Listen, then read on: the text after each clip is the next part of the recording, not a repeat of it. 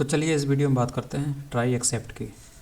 तो try accept हम लोग क्यों पढ़ते हैं पाइथन में, इसके पीछे कारण है एरर हैंडलिंग। एक्सेप्शन हैंडलिंग या एरर हैंडलिंग के लिए हम लोग ट्राई एक्सेप्ट को पढ़ते हैं। इसके ज़रिए हम अपने कोड में आने वाले जो एरर्स होती हैं या एक्सेप्शन होते हैं उसको हैंडल करते हैं। जैसे कि यहाँ पर एक एग्जांपल है, ये एग्जांपल दिख रहा होगा, इसमें इस कोड से आने वाली एरर को हैंडल किया गया यहाँ पर। ठीक, तो जो भी कोड होता है जिससे हमें लगता है कि उसमें एरर जनरेट हो सकती है, उसको हम लोग ट्राई ब्लॉक में रखते हैं। जैसे कि यहाँ पर देखिए ट्राई लिखा हुआ है कॉलन, यानी ये कॉलन के बाद जो है इंडेंटेशन लेवल पे ये ट्राई का ब्लॉक है जिसमें ये कोड लिखा गया है। तो इस कोड को इसके अंदर इसलिए लिखा गया है क्योंकि इससे संभावना हो सकती है कि ये एरर जनरेट कर सकता है। इसके बाद दूसरा आता है एक्सेप्ट। तो एक्सेप्ट वो ब्लॉक होता है जहाँ पर ऊपर वाली जो एरर होती है उसका हम सलूशन देते हैं यहाँ पर। ठीक, तो एक्सेप्ट में हमें वो चीज़ लिखनी होती है जो इससे आने वाले कोड को, ट्राई में बनने वाले एरर्स को हैंडल करने का काम करती है। ठीक, तो एक्सेप्ट में हम एरर का सलूशन देने की कोशिश करते हैं। इसके बाद है एल्स। एल्स का मतलब है कि जब कोई एरर नहीं आती है, अगर एरर नहीं है तो एक्सेप्ट तो चलेगा नहीं। ठीक, तो उसके बाद डायरेक्ट एल्स वाला ब्लॉक चलेगा। और फाइनली ब्लॉक का इस्तेमाल तब किया जाता है जब चाहे ट्राई और एक्सेप्ट चले या ना चले, हमारा जो फाइनली में लिखा हुआ कोड होता है वो हमेशा रन करता है। तो इसको ट्राई करते हैं तब आपको समझ में आ जाएगा कि किस टाइप में ये कैसे काम करता है। जैसे यहाँ पर एक कोड लिख लेते हैं, मान लीजिए हम प्रिंट कराते हैं एक्स को। ठीक, और इसको हटा देते हैं क्योंकि ये तो एक्सेप्शन हैंडलिंग का कोड है, इसको हटा देते हैं। अब यहाँ पर एक आपको एरर मिलेगी इसकी वजह से। क्या एरर? क्योंकि एक्स डिफाइन नहीं है। ठीक, नेम एरर है क्योंकि एक्स इज़ नॉट डिफाइंड। ठीक, तो ये पार्शियल एरर है।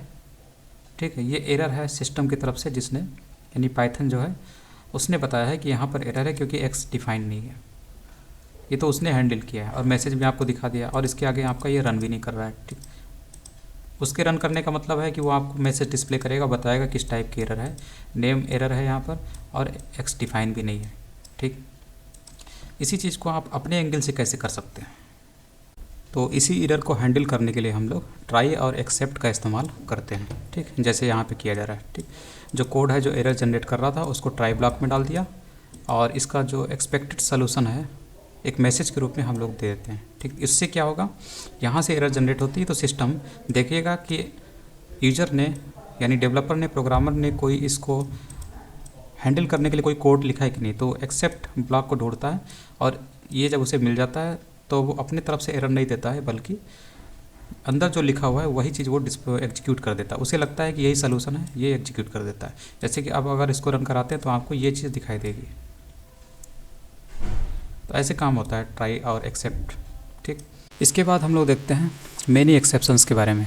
तो मैनी एक्सेप्शंस आप कब इस्तेमाल करते हैं? जब आपको लगता है कि इससे आने वाली जो एरर है वो एक से ज़्यादा टाइप की हो सकती है, मतलब हमें पता नहीं है कि इससे किस टाइप की एरर है। तो एक से ज़्यादा आप यहाँ पर क्लास को डिफाइन कर देते हैं, एरर क्लास को।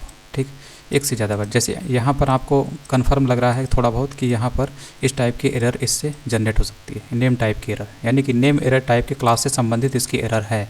ठीक है, तो आप यहाँ पर देते हैं, मतलब इस एक्सेप्ट ब्लॉक में इससे आने वाली एरर का सलूशन दे रहे हैं इस एक्सेप्ट ब्लॉक में। ठीक, और आप ये भी सोचते हैं कि अगर ये मान लीजिए इस क्लास से संबंधित एरर यहाँ से जनरेट नहीं हो रही है, वो कोई दूसरी एरर है, दूसरे क्लास से संबंधित एरर है, तो उसके बाद क्या होगा, ये तो रन करेगा नहीं, बल्कि क्या रन करेगा, ये वाला एक्सेप्ट ब्लॉक रन कर जाएगा। ठीक, जैसे कि देखते हैं इसको।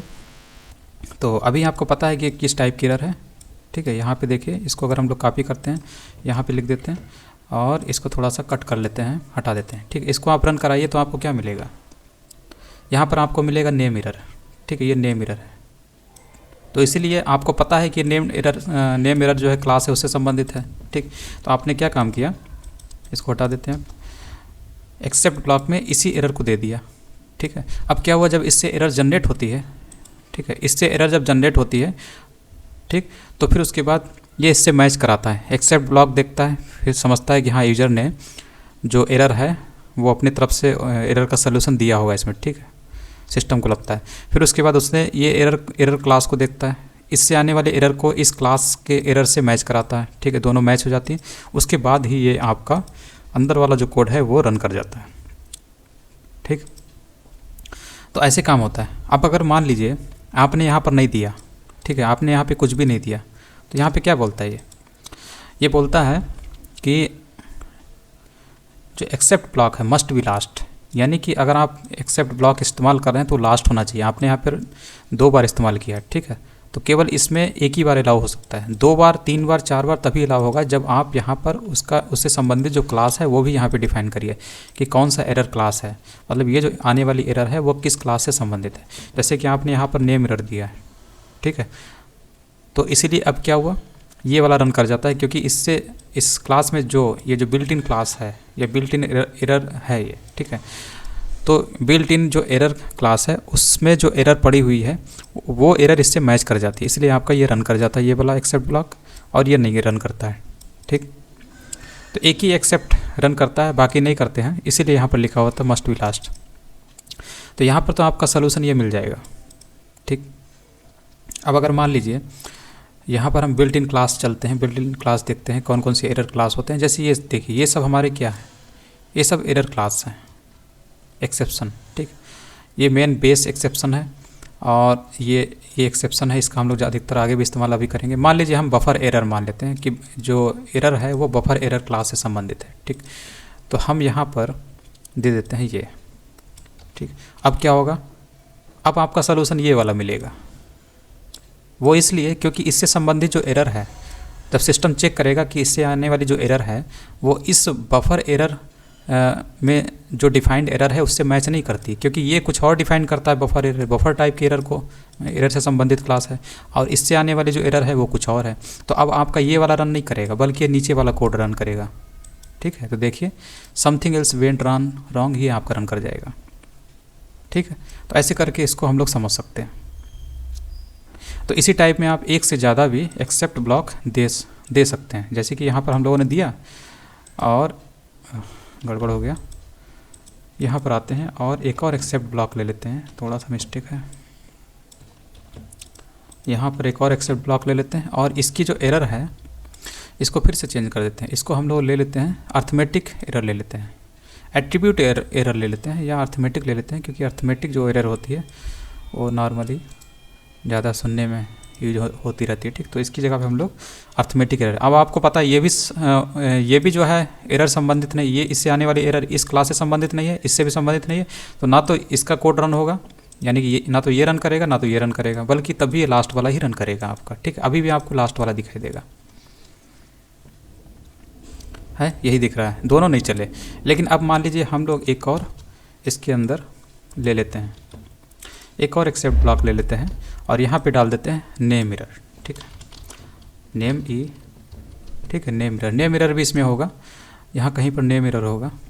तो ये देखिए यहाँ कहीं पर इंडेक्स एरर हो गया, की एरर हो गया, मेमोरी एरर, नेम एरर है, ठीक है। Rest when A local global name is not found, local global name, तो यहाँ पर क्या नेम है, ये जो नेम है एक्स वो डिफाइन ही नहीं है, इसीलिए यहाँ पर आपको नेम एरर डालनी पड़ेगी। अब देखिए ये वाला भी चेक करेगा, ये भी नहीं रन करेगा, ये भी रन नहीं करेगा, लेकिन ये रन कर जाएगा क्योंकि इसकी एरर जो होती है वो इसी एरर क्लास से संबंधित है, इसीलिए आपका ये वाला कोड अब आपको रन करता हुआ दिखाई देगा। यहाँ पे हम लोग लिख लेते हैं ताकि दिखाई दे, this is the name error, ठीक। तो ये वाला कोड आपको रन करते हुए अब आपको दिखाई देगा, ठीक, क्योंकि नेम एरर से संबंधित ही एरर है इसकी।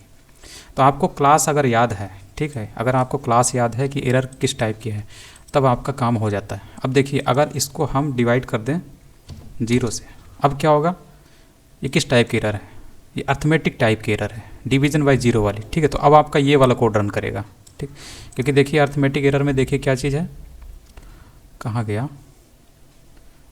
अर्थमेटिक एरर, देखिए based these classes for the base class for those built-in exceptions that are raised for various arithmetic errors like overflow error, division by 0 error।